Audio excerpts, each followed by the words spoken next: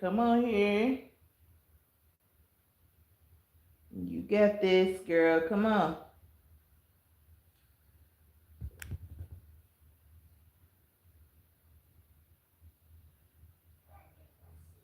Me too. I need more sleep. I need a chef. I need a maid.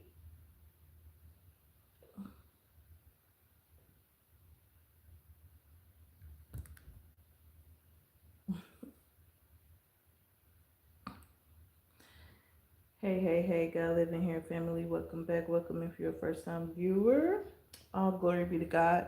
I just wanted to get on here real quick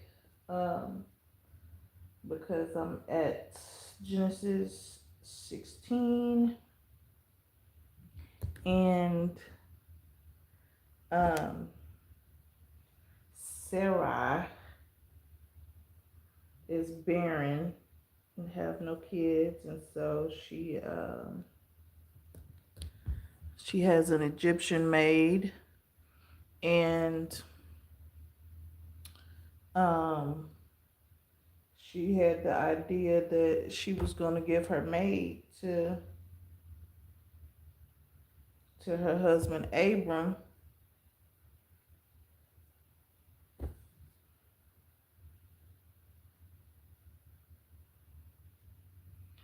And so that way she can have kids. But once that happened, Hagar is the Egyptian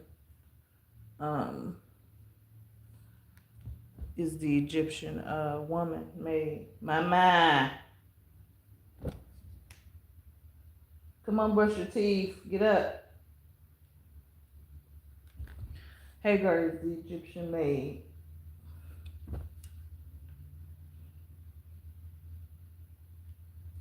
And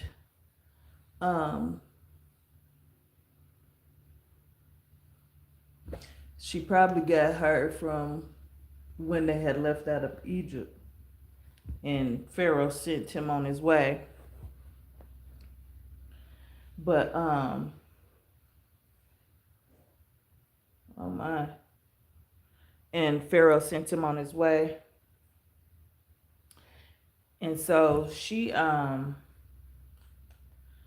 ahead and gave her maid to her husband so that she can have a child.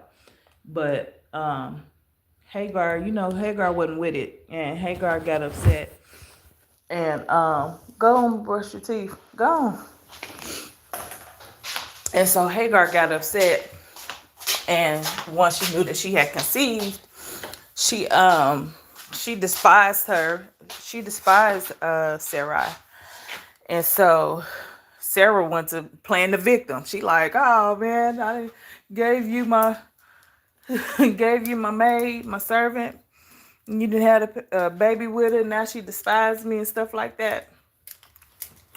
And so Abram, he just going with the flow. Abram just going with the flow. Right? He like, well, that's your maid. You do what you want to do with her. And so Sarah started acting mean towards old Hagar, right? And Hagar wasn't having it. Hagar said, I'm up out of here. Hagar said, I'm up out of here. But see how the Lord has no respect to person. Egypt is the place that Abram told, that the Lord told Abram that his seed is going to be in bondage for 400 years. And then they're going to come out and possess the land. And they came out with great substance. And why did they come out with great substance? Because it was the Egyptians, the Egyptian women that gave them that substance, right? But anyway, back to the story. So, remember I was telling y'all, I was talking about how the Lord be asking you questions. You know how your parents be like, who you think you talking to? Huh? You like I said, I used to have to say yes ma'am, no sir, yes ma'am, and stuff like that. And so or you might get popped in your mouth, or you might get a question like, who you talking to? But so the Lord came and visit the angel of the Lord came and visit Hagar when she was wandering, and look, she was by a well in the wilderness, right? And so she was pregnant, and the Lord said, um, he said, Hagar, maiden of Sarai, where out there, and where you going? Where you going? And so he know where she was. He knew where she was, but he needed her to know where she was and where she was going. And are you in proximity to God? Ooh, Father God, thank you. Or are you not? Are you running? And so she said, um,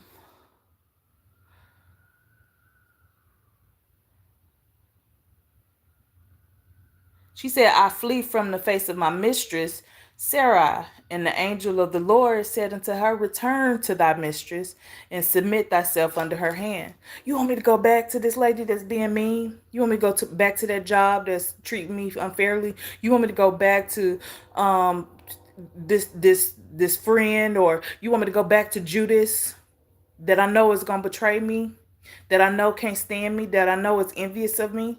You want me to go back? You want me to go back? Are you in proximity of the Lord? But look at this. And the angel of the Lord said unto her, this is Genesis 16:10.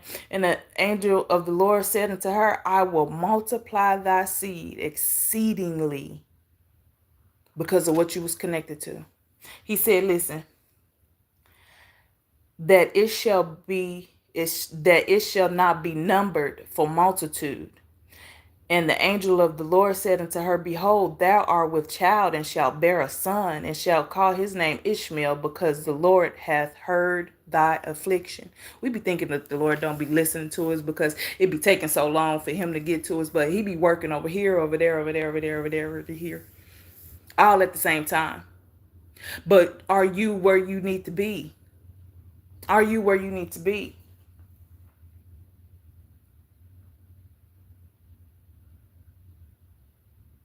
And it says that she called the name of the Lord that spake unto her, thou God seest me. Thou God seest me. The Lord hears us. He sees us. He knows what we be going through.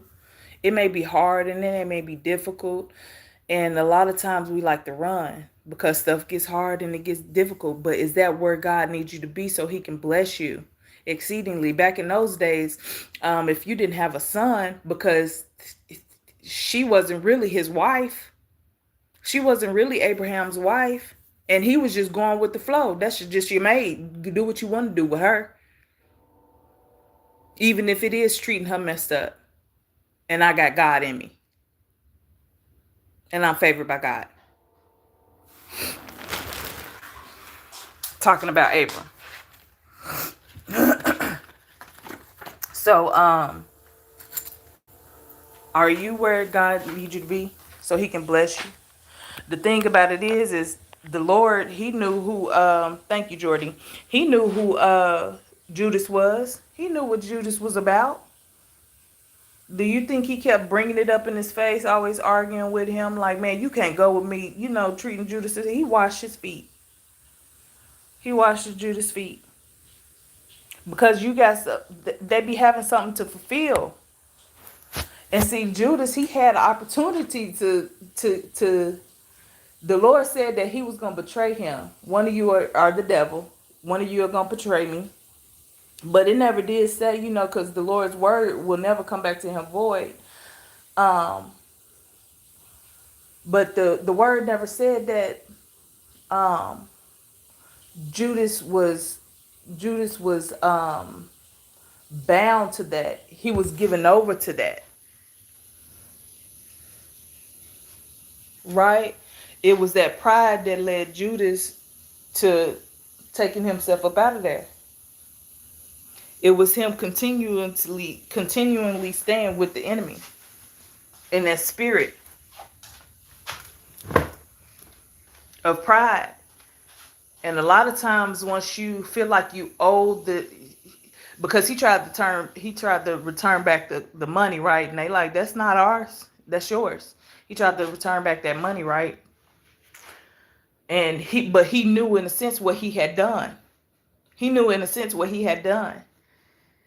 And that shame from being hooked up with the enemy led him to hang himself, take himself up out of here. But you had already walked with the Lord. You need to get in there. You brushed your teeth? Mm-hmm. Okay. He had already walked with the Lord.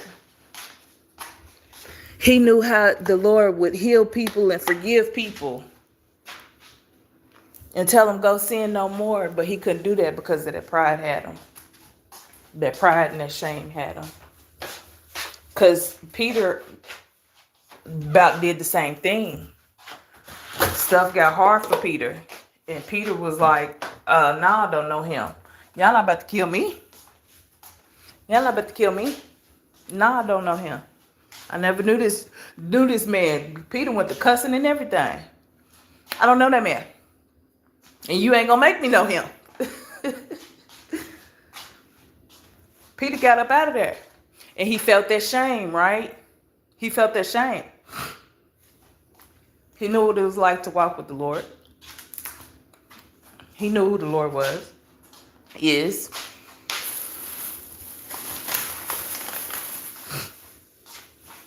And so, don't never think that you can't get back with the Lord, because the Lord came back and visited Peter. The Lord went and visited Hagar and blessed her. The Lord blessed Peter. He always took care of Peter. We be thinking that we be having to do this and do that, and we got to take care of ourselves, but the Lord got us. He hears us, he sees us, he knows our affliction, he knows what be going on. He, like I said, he be everywhere, making sure stuff is going the way he needed to go. So, be where God needs you to be. And understand we not wrestling. We all have the same enemy. The enemy is just using that vessel. They have an open door. Some people be having open doors where the enemy can use them. Either greed, bitterness, jealousy. People be having open doors to where the enemy can come through and use them. It's not them per se. They're being used. You just like you can be a vessel for the Lord, people can be a vessel for the enemy. And then a lot of times you got to let them be that so the Lord can get you where you need to be, so that enemy can see. So the enemy can see who the Lord is, because a lot of times people be thinking that the enemy is powerful, more powerful than God. A lot of times people be thinking that the enemy can give them more than what God can give them. Hold on.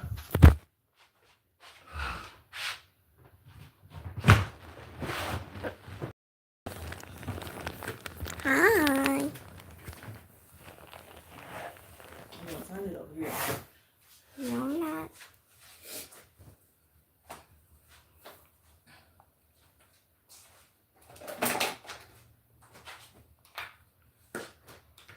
You gonna tell them about the books you read? Huh? What books did you read? The books that are the library books. Mm-hmm. What did you read about? A Babysitter's Club book. Really? It's a movie. I was gonna watch it. You wanna watch it? But it's the Little Sisters. Oh, the little ones? Yeah. It's still good.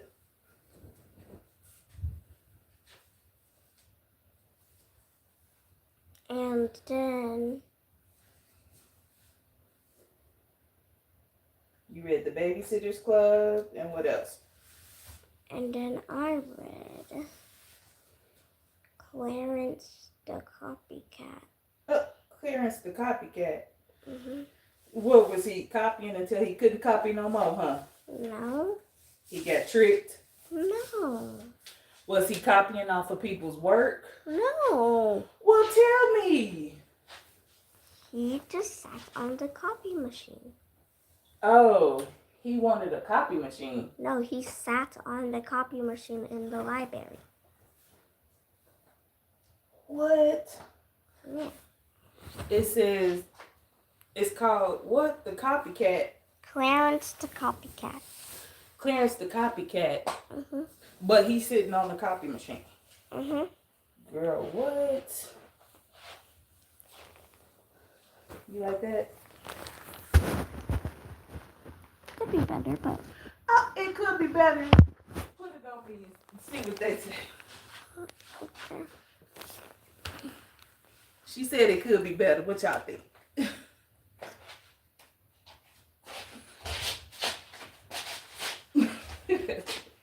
Okay. I need to go put some deodorant on. You got deodorant on? No. No. Come on, let's go get some deodorant on. So we won't be smelling like a patch of irons. Digging up, oh, diggy. You got to go. No. You need some oil, girl. Lotion. Why? Because the feet is ashy. Come on, girl. What? Time to go.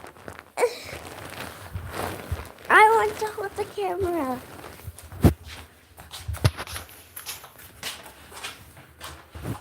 I look like Cindy Lou right now. Cindy Lou? Yes. Yeah, you do. No, you must have better this one. Here.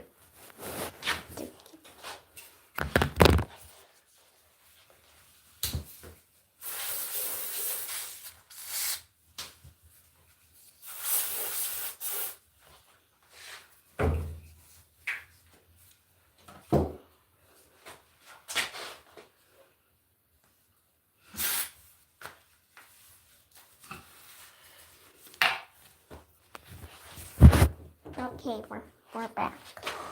Are you gonna get them clothes up? Yeah.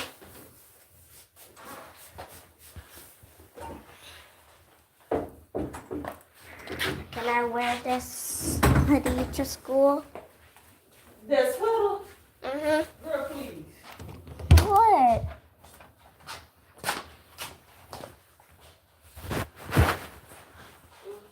On the bathroom floor. So? Being stepped on in somebody's mat. Don't you got another one? What about the Hello Kitty? You tired of that one? This one. Because it's stitched. What about this one? Too big. It's too big. This one? Ain't got nothing on it. Okay. Alright, y'all. Be where God needs you to be. And understand that people be wrestling with the spirit of the enemy. Hello. That then bamboozle them and trick them into thinking that he's better than God. All glory be to God. Y'all have a good day. It's Wednesday, hump day. I need to say goodbye. Say goodbye. Goodbye.